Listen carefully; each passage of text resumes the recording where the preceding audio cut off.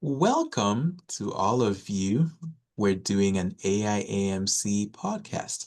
Now, it was great fun when we went to the National Initiative 10 meeting one in Chicago, working with Dr. Ficalora, the program director from Ascension in Evansville, as well as Jesse and Colin that are residents with him at that program.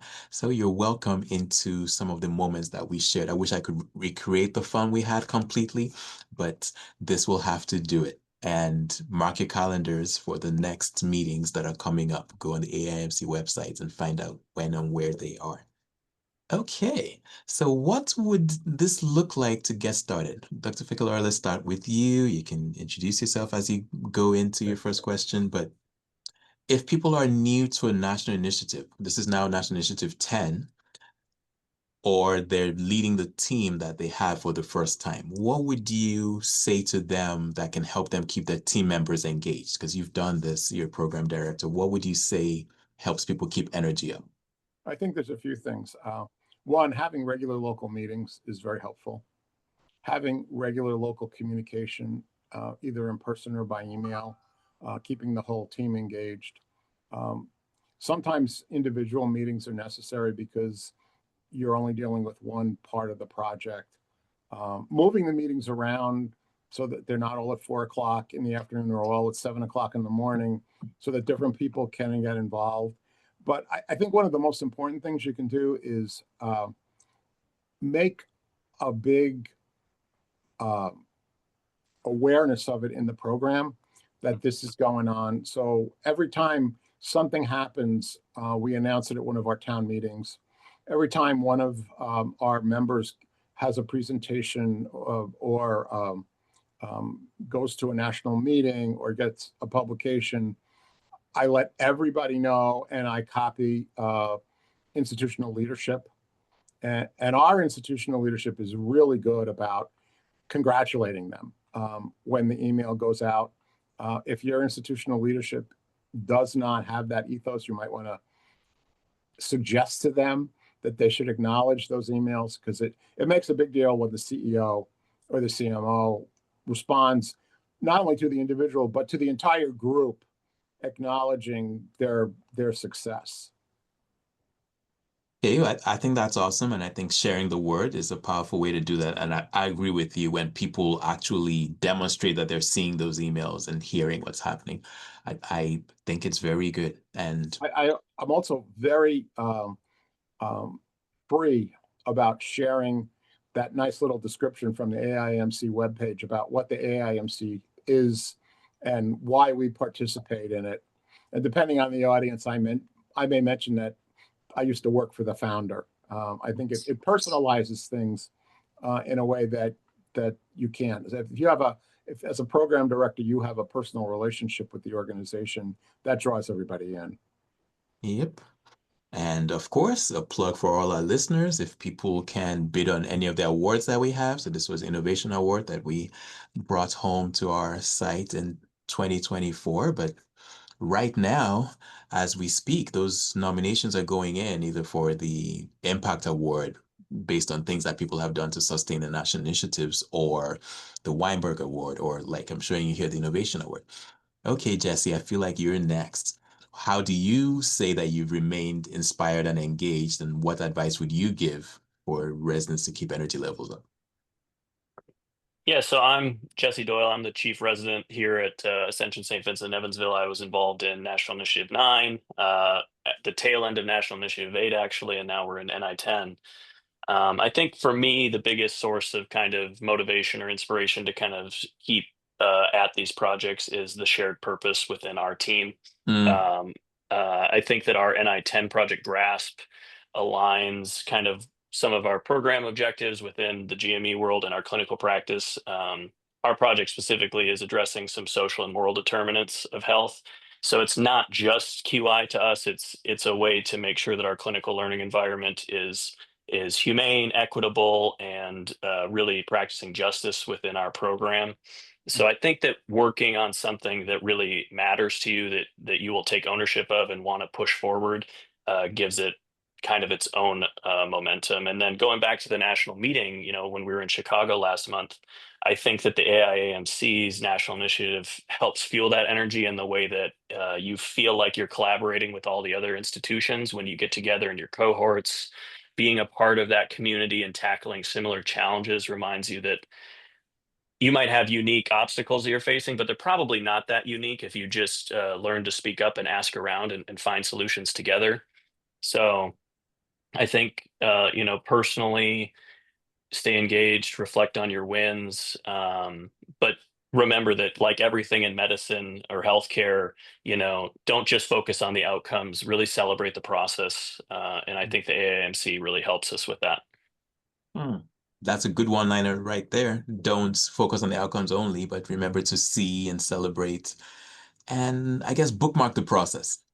So from my standpoint, when we did, I think NI7 was the one we did in the first part of the pandemic. And it was interesting because the pandemic shut down some people's QI/initiative work, but I think we flourished.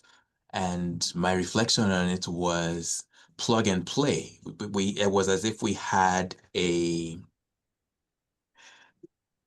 thing, I got a proper interview, but you have the juice box there and you provide, and everybody can come draw juice from it for their own projects. So you have residents trying to run projects for their QI requirements. And if you provide a platform that everybody can plug into, it works well. So for instance, in that season, we had a student that was good at graphing out the data on how cases were coming through our system for COVID-19. So if anybody needed that to cast an understanding of how things were going up or down in what they were tracking, they had help in massaging that data, and they had to focus only on what they were originally trying to do before COVID came. Okay, Colin, so you come up next. Talk to us about barriers. What's a barrier that you came across and how did you floor it? Of course, I think Jesse would be a better person to speak on the barriers specifically, Okay. as our chief resident, as well as some of the NI9 leadership as well. Yeah, so in NI9, one of the biggest barriers that we faced as an institution was a ransomware attack that took down our EMR for 42 days. So we were in the middle of this project collecting data, and all of a sudden we lost access to that data. So we weren't able to complete some of our early analysis. And instead of letting that kind of derail our NI9 work and our framework that we were going off of, we adapted. We had to pivot, which is something we talk about often at the NI meetings, is whether or not, we're really addressing the right problem or not. And so instead of waiting for our EMR to recover, we shifted our focus a little bit. We had some data already in REDCap, shifted our timeline and our problem identification. And that pivot really ended up strengthening the foundation of our current project because we're continuing some of that work into NI10. And I think some of the big wins was it allowed our residents and some of our interdisciplinary partners, whether that be case management, nursing, our hospital leadership, to stay engaged with what we were doing and build new pathways. So we have a new relationship with some of our data people, and hopefully that will make it easier for us moving forward into NI10. So ultimately, similar to what I just said, not just focusing on the outcomes, but really learning to endure and enjoy the process for what it is.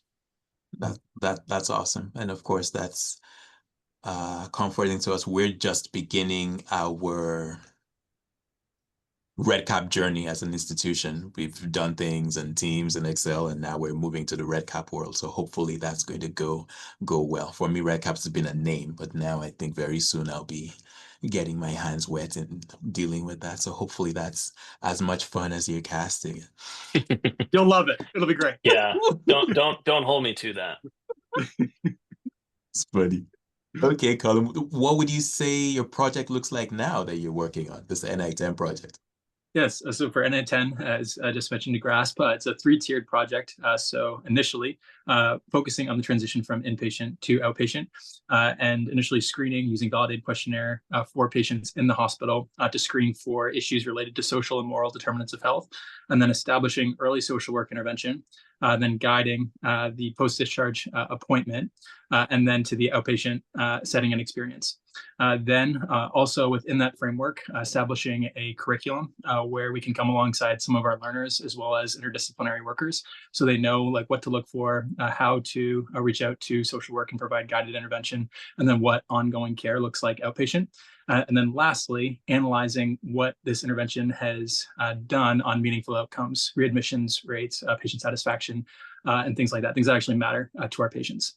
So some good feedback that we got at meeting one was it may be ambitious, it may be approaching boiling the ocean, but the benefit of having a tiered structure is that we can turn it into 3 mini projects and then bring it all together, hopefully providing like some good data that provides the improved experience and outcomes for our patients.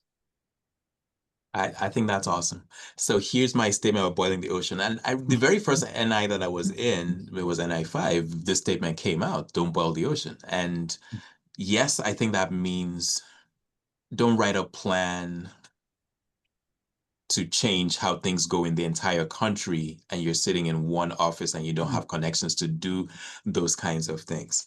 But this is my water bottle. I feel like I'm responsible for every drop of water in this bottle, even if all 40 ounces of it that I started with this morning. So that's my ocean. That ocean will be boiled today for sure.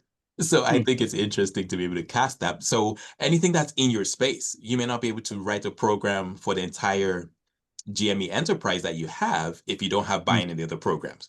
But anything that's within your space, even if it looks large, you can start on it. And just like you're saying, many of the things that we do carry from initiative to initiative, or they carry after, they carry in between. And that's why we have awards that allow us to celebrate when people do things that are sustained and when they're spread. So that's beautiful that way. Okay. Dr. Ficalora, one more time. How would you say that the AIAMC and the structure of our national initiatives has helped you succeed, or what would you say is the largest impact on your program and or residents?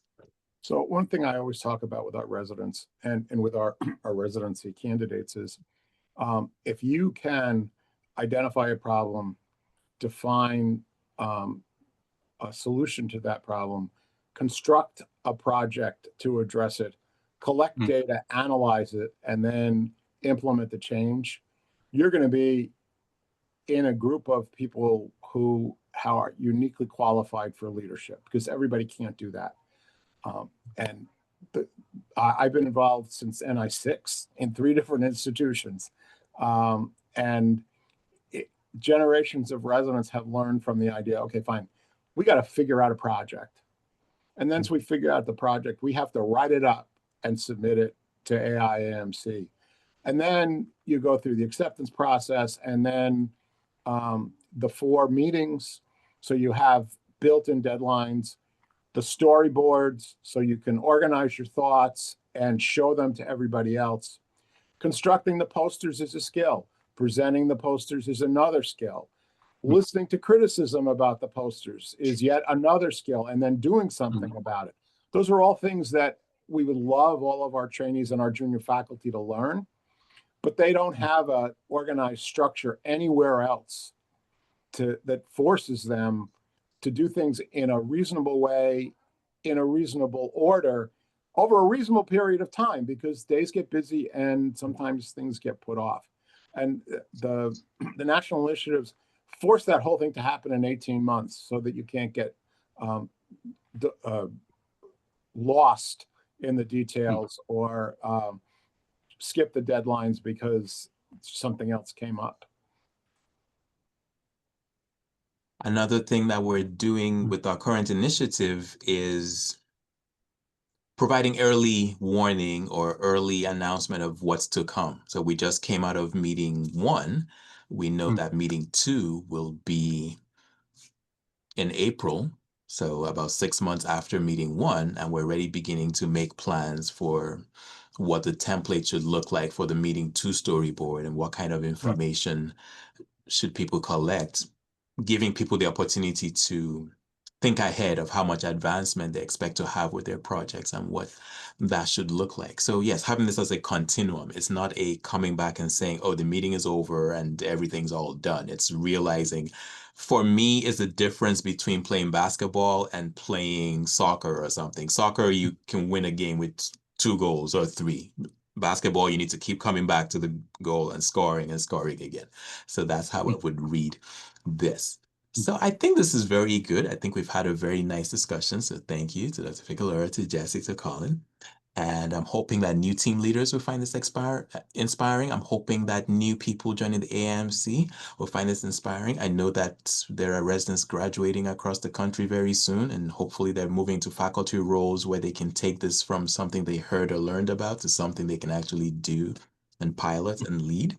So we would love to see how this goes. We're going to be watching out for your projects as they unfold, whatever you sustained from 8 or 9 and what you're doing in 10 as the different meetings come through. So this partnership continues. Looking forward to seeing great things that you do from here.